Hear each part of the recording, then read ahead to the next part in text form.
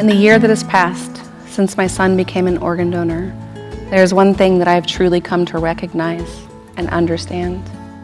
In life, suffering is inevitable. That is one of the few principles that nearly all ideologies and religions agree on, and it's a lot to take in. Suffering is inevitable. It's dark, right? But stay with me. You see, many people fear that in order to accept that truth, they must also accept a sense of hopelessness or relinquish personal power and control. Those are two concepts I have become intimately acquainted with, being rendered utterly powerless and the unbearable weight of hopelessness. Yet I'm here today to testify that when life brings you suffering, that does not mean you are sentenced to an existence that is devoid of power, hope, love, and even joy. I'm talking about a loss that is so unimaginable, it doesn't even have a word to describe it. The loss of a child, an only child. That is the soul-shattering grief that parents' nightmares are made of. And yet, in the same breath, I am telling you that you can still feel joy after experiencing that. You see, our power does not reside in the things we cannot control. Rather, our greatest power is found in how we respond to the unavoidable moments of pain, loss, and trauma. When I lost the one thing on this earth that my life utterly and completely revolved around for 16 years, I was wholly depleted and defeated. But I was graced by God with a moment of clarity that allowed me to reach into the minuscule remains of my heart and give it away to someone who needed it more. Because of that, the tiny amount of love and hope I had left in my soul has come back to me, amplified and strengthened by the hearts of others. And through that, instead of feeling purposeless, I have found that my purpose has evolved from revolving around and focused on Him into honoring and sharing Him. Declaring my son an organ donor the day of his accident did not decrease his emergent life-saving care. If anything, it elevated it. His own declaration of organ donation on his learner's permit did not prevent the many EMTs, paramedics, flight crew, nurses, or doctors from doing everything in their power to save him. The University of Florida not only provided our son with every imaginable intervention to keep him alive, they provided him and us with immeasurable dignity, compassion, and support. I can bear witness firsthand that you need not be afraid of being an organ donor. It will not decrease the efforts to resuscitate and sustain your life. In this context, it is only applicable when surviving is not possible. Our son Zander knew one of his recipients. She received his kidney because I directed the donation to her. Directed donation is not a term I had ever heard before. That is why I know deep in my heart that even though my son did not return that day, he was not gone entirely. He was right beside me, whispering in my ear as I asked for something I didn't even know existed. My friend needs a kidney, and my son's body is on borrowed time. I declared as I asked for someone from organ recovery to emerge from the growing crowd in the pediatric ICU. I had been counseled on the severity and irreversible trauma to his brain and neurological function. I had witnessed it myself at the scene of his accident that morning. Zander was out running before school in preparation for a field operation training, a simulation of being deployed. He was a petty officer, second class in the U.S. Naval Sea Cadet Corps, and a varsity wrestler at Ponte Vedra High School. He was chasing his dreams that morning, breaking down the lofty goals of attending the Citadel, becoming a Marine, obtaining 3 Special Forces tabs, being a combat forward canine handler. The list goes on as his aspirations were lengthy. He had a clear and grounded vision for his future, and he was unyieldingly dedicated to obtain that future one step at a time. Mid-stride into one of those steps, a distracted driver veered off the road and struck him on the sidewalk.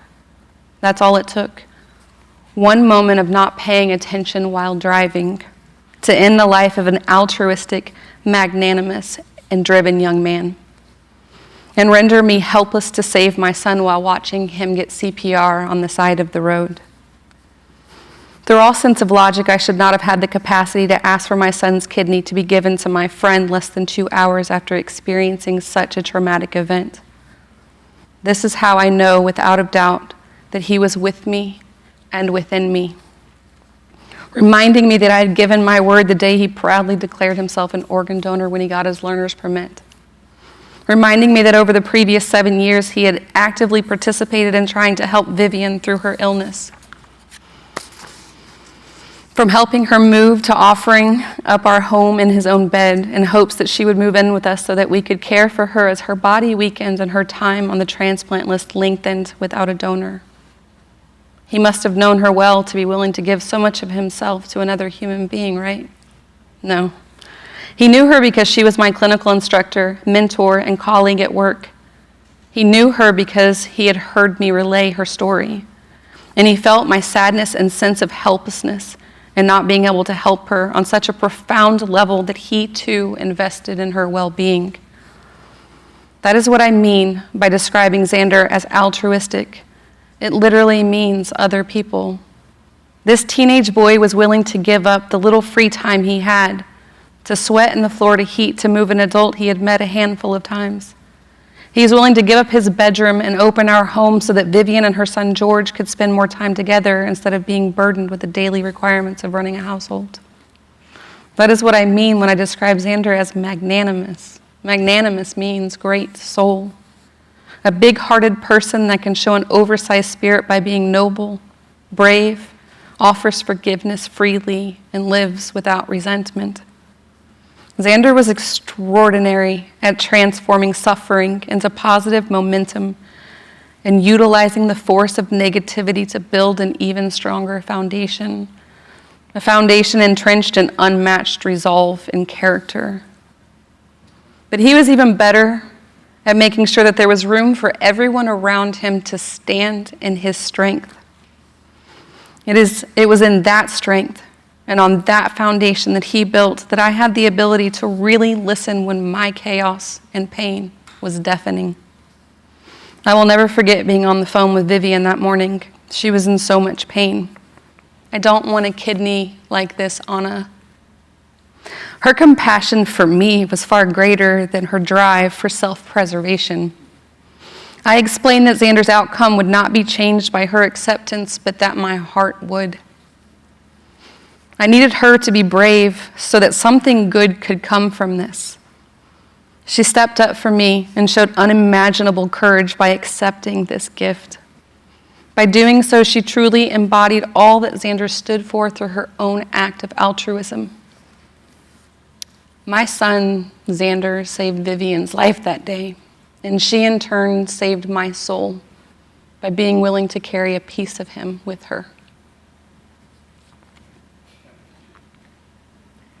Absolutely incredibly powerful. Thank you, Anna. Vivian, what is it like for you to continue to see Anna all the time? And so in doing so, you see Zander. And Zander is in you and with you. Zander lives in me every day. And every time I see Anna, I'm reminded of the great gift that she and Zander have given to me. And I am so grateful to have been given this second chance at life. Have you changed? I have changed tremendously and realized that every day is a gift. And I want to thank Anna and Zander and all the other families and donors that have given organs to recipients. It means so much. Well, and you look wonderful. We're so glad that you're doing so well. Anna, I want to ask you one last question, and it may sound like an odd question, but I would love to know what you will say. If Zander were watching us and listening to us now, and he might be, what would he say? He would say, "Don't be sad, stay strong, and I'm proud of you, but I'm still mad that you never let me play Grand Theft Auto." Is that true? Yes, it's true. Thank you so much. Thank you. Incredibly, incredibly moving.